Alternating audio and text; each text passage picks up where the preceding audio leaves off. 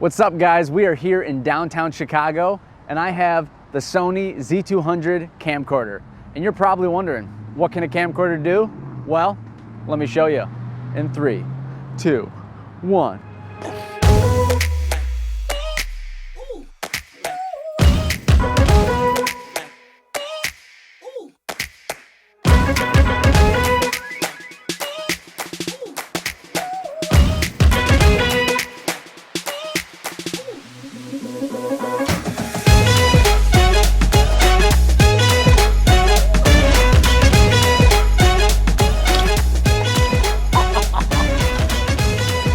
No.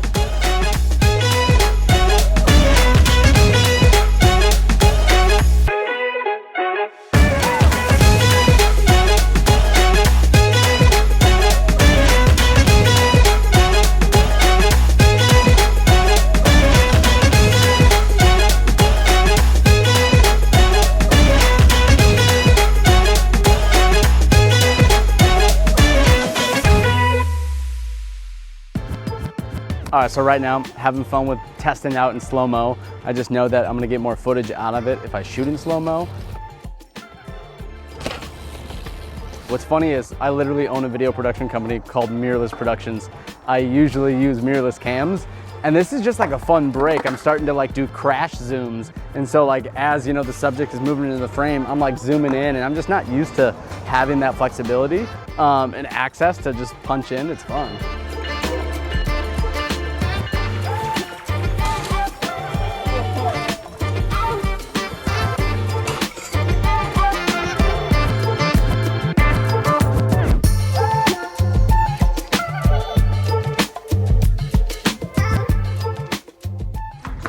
FX3? So this is a new Sony Z200. Oh. It's like a little brother to that camera. Okay.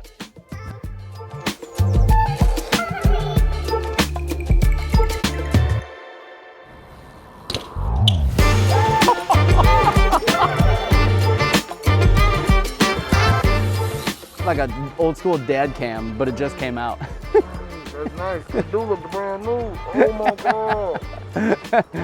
What is that? So that's a Sony FX3.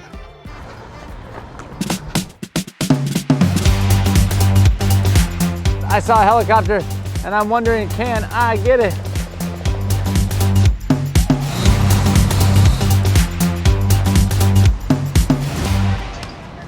We are finishing our day strong. We are here at the Cloud Gate, AKA the Bean, and it's just about dark. Sun has gone down, as you can tell. So we're kind of testing out the low light capabilities of this cam and just seeing where it's at, and obviously capturing all the people coming to see the Bean. Yeah, even though I'm shooting in log, I mean, I got the Rec 709 LUT showing, but things look so good on this LCD monitor. It's one of my favorite things actually about this camera that I could have easily forgot to mention is the LCD screen is so nice.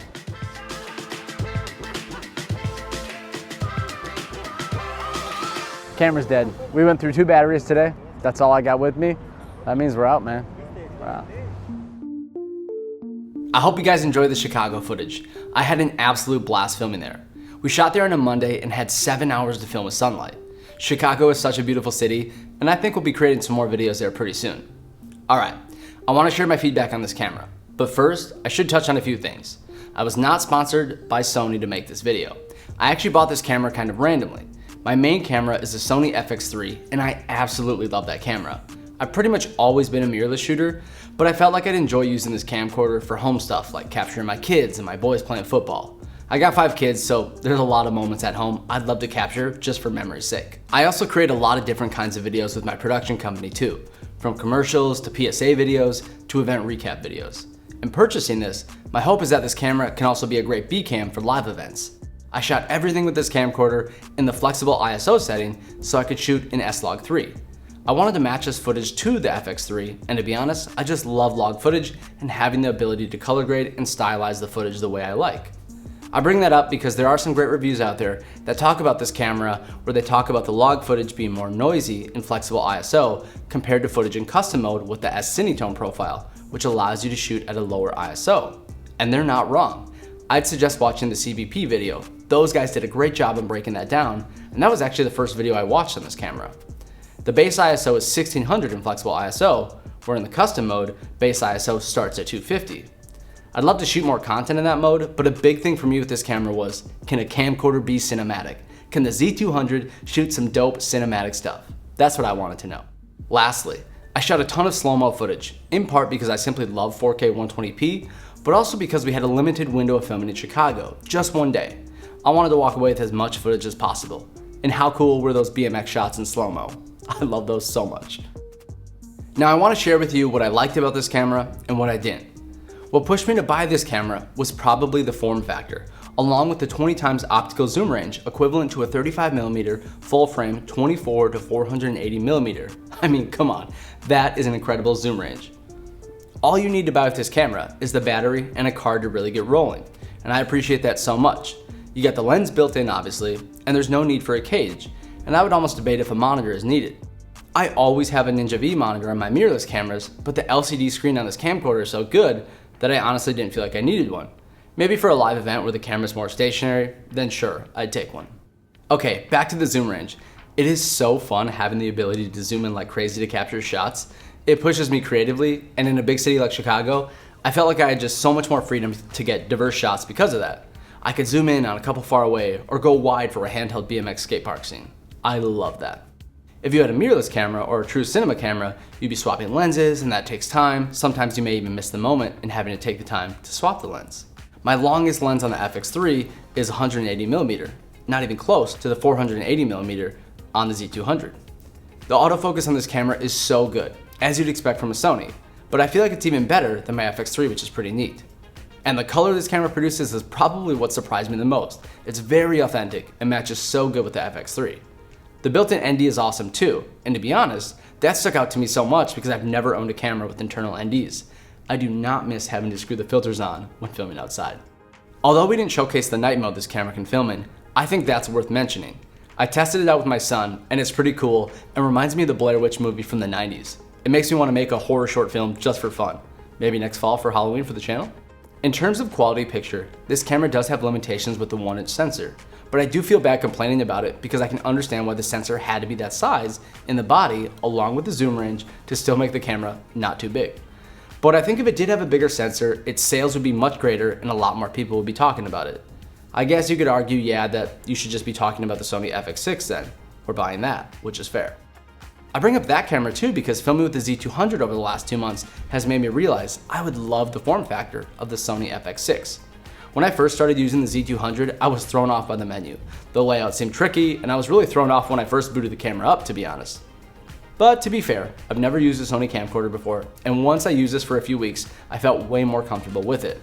I still feel like it could be slicker though, but maybe that'll be changed or updated with a firmware down the road. This leads into my next point.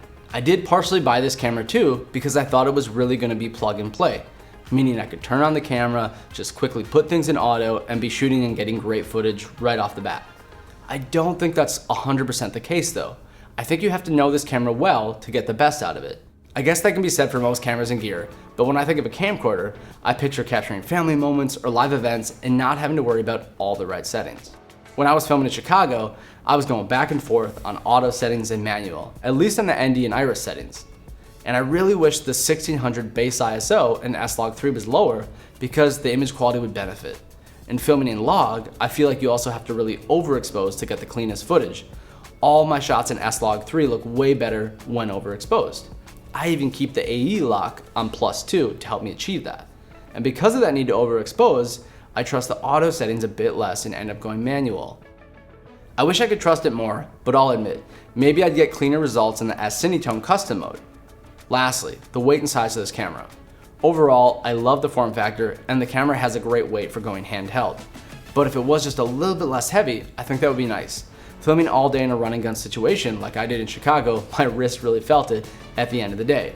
I was using the hand strap a lot though, which I've never really used on my mirrorless cameras, so maybe that was just hidden in a different part. I want to know your guys' thoughts in the comments below. Do you guys like the footage coming out of this camcorder? Is it cinematic to you? This camera is a lot of fun, and I could see it being used heavily in documentary work as well as news productions. Or if you do a lot of film work where zooming in would be extremely beneficial, then I think this camera is worth getting.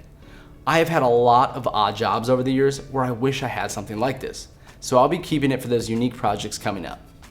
I'd like to test out more of the custom S-Cinetone mode in the coming months, and maybe I'll do another video or long-term review of this camera. Let me know if you'd like to see that. I appreciate y'all tuning in, and welcome to the Film Connector channel. I'm Alex Belleville, let's get connected, and I'll see you in the next one.